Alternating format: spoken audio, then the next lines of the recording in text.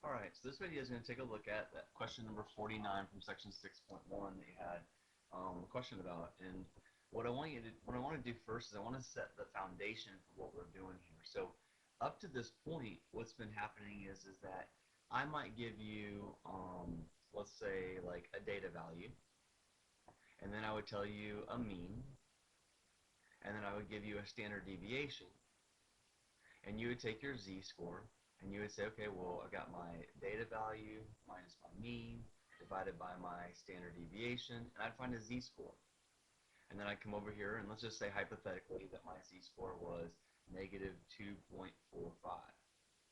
So I come over to my table E, I go to negative 2.4, I draw a line across, I come over to 0.05, I draw a line across, and then my correlating percentage would be 0.0071, which then we took and changed it to, that's a decimal right now, so we would change it to a percent by moving the decimal 2 places to the right or multiplying by 100, and when we multiply by 100 we get 0.71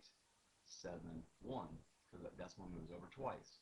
So that would be my corresponding percent. That 71.71% of my data was, let's go take a look at that chart at the bottom there, would be below my normal distribution curve. So like I'd basically be sitting over here like this, and I'd say that that area under the curve was 0.71. So that's what we've been doing. So now we're completely the opposite. Now I'm giving you the percentage, and you're taking it backwards to the z-score. Alright, so that now the foundation's set. Let's go back and take a look at this. Alright, so here's the stage. We have on our picture a spot, let's say approximately here. Let's change the blue. Approximately right there and approximately right there. We want to find two z-values, one positive, one negative, that are equidistant from the mean. So here's the mean, so I went out equidistance, and I went out equidistance. Now the reason I know that it's just that little teeny sliver, like that little sliver right there and that sliver right there, is because the total percentage is 1%. So they're saying between those two slivers, you got 1% of your graph. Not much. Not much at all. We take that and we cut it in half, that means that we're actually looking at 0.05%. Okay, so now what we have right now is we're almost to the spot where we have a number from underneath the table E, the normal distribution curve. But we got to change that to a decimal. So we take that 0.5 and we either you divide it by 100 or you move that decimal 2 places to the left. So when you move it 2 places to the left, you got to add 2 zeros. So what happens is we get 0.005. So that is the area under the curve that we're going to go look for. So we come over to our chart, and remember that means that corresponds with this right here, and that corresponds with that right there.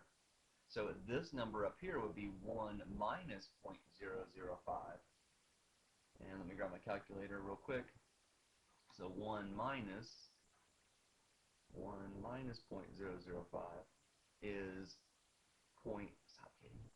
My cat's pushing on my pin. 0.995. So let's go over to our table E. We're looking for two data values. We're looking for 0.005 and we're looking for 0.995. Now these z values should look exactly the same. Our answer should be z equals a positive or negative in the same value because of the symmetry from the mean. So we go through here and we start looking for 0.005.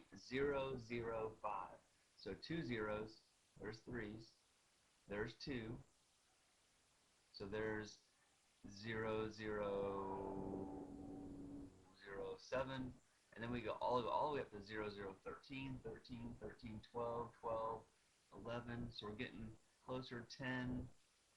Where are we coming in here at? Let's see. Looks like, I'm going to hit pause real quickly, I'm not finding it. Just give me a moment.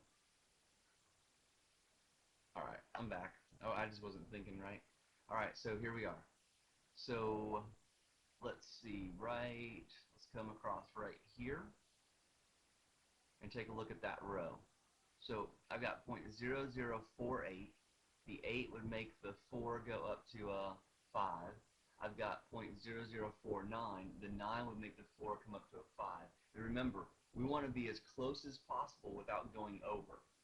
And then this guy right here, that would be over. So this guy's out because he's over what we need.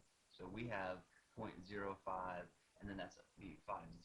So we're looking for that. So our best number is going to be right here, which means that our z value would be negative 2, excuse me, we don't need that negative, I already have it, 2.58. So now to verify that, let's come over here and let's look for 0.995. So we'll have to scroll down a little bit. We'll look for 0.99995.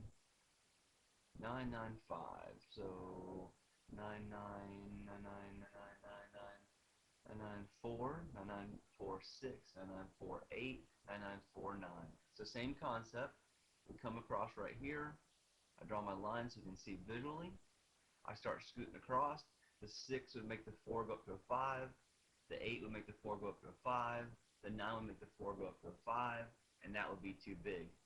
So there we are again. Move this out of the way. So now we got 2.57.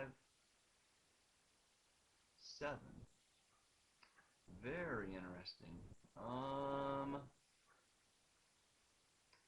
Hello?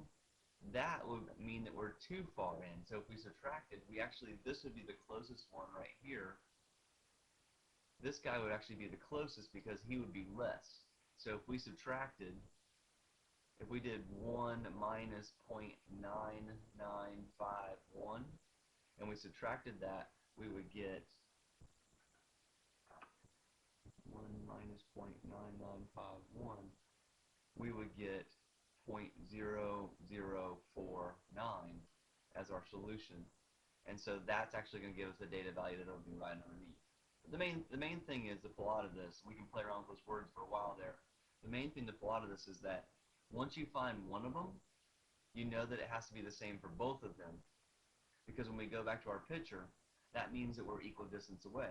That means that this data value right here has a z-score of negative 2.58, and this data value right here has a z-score of 2.58. Alright, so hopefully that kind of helps you. When I looked through the examples and I went back in, you're going to have a hard time finding one that's 1% again, and that makes it a little more confusing with the really small decimals. You're going to be looking at ones like 10, 14, 7, stuff like that with a little bit larger values. So hopefully that'll make it easier for you. Let me know if you have any questions. Thanks.